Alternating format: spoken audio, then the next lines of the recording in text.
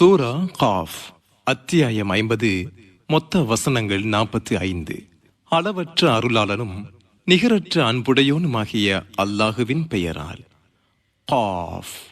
மகத்தான இக்குர்ஆன் மீது ஆணையாக.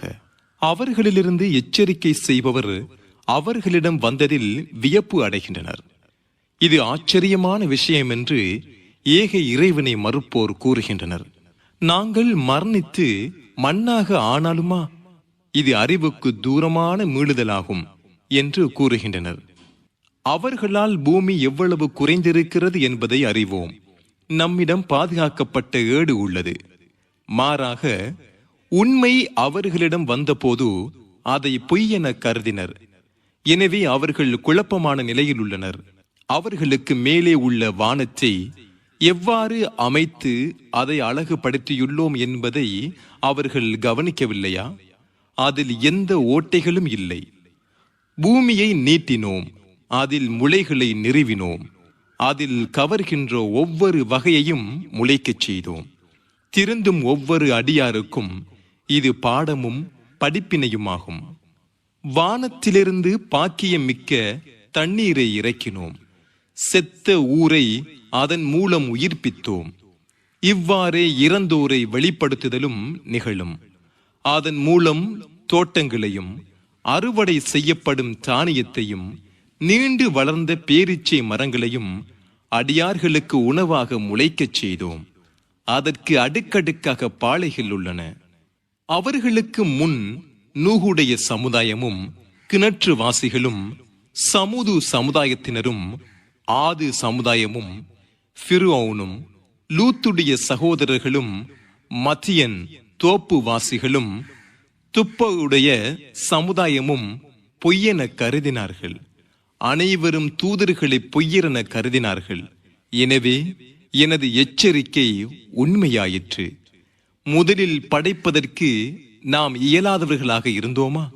ஆனால் அவர்கள் புதிதாக படைக்கப்படுவதில் குழப்பத்தில் உள்ளனர். மனிதனை படைத்தோம், அவனது மனம் எதை எண்ணுகிறது என்பதையும் அறிவோம்.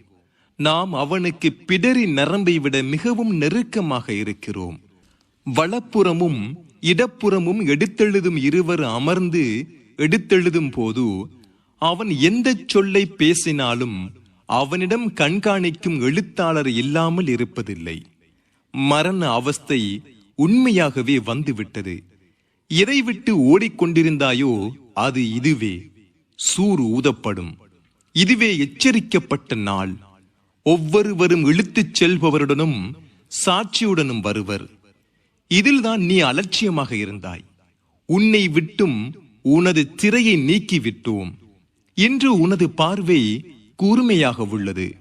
எழுதும் வானவராகிய அவரது கூட்டாளி, இதோ என்னிடம் எழுதப்பட்ட ஏடு இருக்கிறது என்பார். பிடிவாதமாக ஏக இறைவனை மறுத்து நல்லதை தடுத்து வரம்பு மீறி சந்தேகம் கொண்டு அல்லாஹுவுடன் வேறு கடவுள்களை ஏற்படுத்திக் கொண்டிருந்த ஒவ்வொருவரையும் நீங்கள் இருவரும் நரகில் போடுங்கள், இவனை நீங்கள் இருவரும் கடுமையான வேதனையில் போடுங்கள் என்று அவ்விரு வானவர்களுக்கும் கூறப்படும். எங்கள் இறைவா, நான் இவனை வழிகெடுக்கவில்லை, இவனே தொலைவான வழிகேட்டில் இருந்தான் என்று அவனது கூட்டாளியான ஷைத்தான் கூறுவான். என்னிடம் தர்க்கம் செய்யாதீர்கள், உங்களிடம் முன்னரே எச்சரிக்கை செய்துவிட்டேன். என்னிடம் பேச்சு மாற்றப்படாது. நான் அடியார்களுக்கு அநீதி இழைப்பவனாகவும் இல்லை என்று இறைவன் கூறுவான்.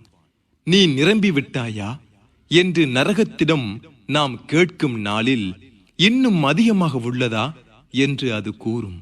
இறைவனை அஞ்சியோருக்கு சொர்க்கம் தொலைவின்றி நெருக்கத்தில் கொண்டு வரப்படும். திருந்தி பேணி நடந்து மறைவில் அளவற்ற அருளாளனுக்கு அஞ்சி தூய உள்ளத்துடன் வந்த ஒவ்வொருவருக்கும் வாக்களிக்கப்பட்டது இதுவே.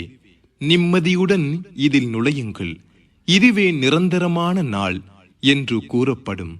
அதில் அவர்கள் விரும்புவது அவர்களுக்கு உண்டு, அதிகமானதும் நம்மிடம் உண்டு.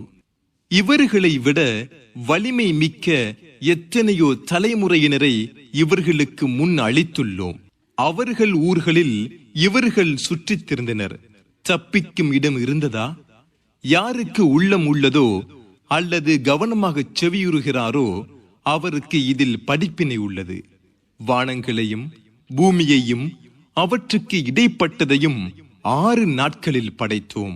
நமக்கு எந்த களைப்பும் ஏற்படவில்லை. அவர்கள் கூறுவதை சகித்துக் கொள்வீராக. சூரியன் உதிப்பதற்கு முன்பும் மறைவதற்கு முன்பும் உமது இறைவனை போற்றி புகழ்வீராக. இரவிலும் சஜதாவுக்கு பின்னரும் அவனை துதிப்பீராக. அருகிலுள்ள இடத்திலிருந்து அழைப்பவர் அழைக்கும் நாளை பற்றி கவனமாக கேட்பீராக. அது உண்மையாகவே பெரும் சப்தத்தை அவர்கள் கேட்கும் நாளாகும். அதுவே வெளிப்படும் நாள். நாமே உயிர்ப்பிக்கிறோம், மரணிக்கச் செய்கிறோம். நம்மிடமே மீளுதல் உண்டு. அவர்களை விட்டு பூமி பிளந்து அவர்கள் விரைவார்கள். அதுதான் ஒன்று திரட்டப்படும் நாள். இது நமக்கு எளிதானது. முஹம்மதே, அவர்கள் கூறுவதை நாம் நன்கு அறிவோம். நீர் அவர்கள் மீது அடக்குமுறை செய்பவர் அல்லர். எனது எச்சரிக்கையை அஞ்சுபவருக்கு குர்ஆன் மூலம் அறிவுரை கூறுவீராக.